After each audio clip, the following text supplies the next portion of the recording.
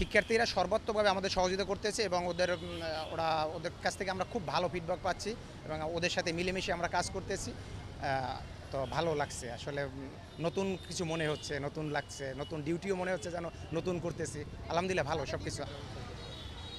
Traffic police আজকে সবেমাত্র মাঠে নামছে এবং তাদের সাথে কাজ করে ভালো লাগতেছে এবং তারা এতদিনে আসেনি কারণ তাদের নিজেদের মধ্যে একটা ইনসিকিউর ফিল হচ্ছিল, তার জন্য তারা আসেনি।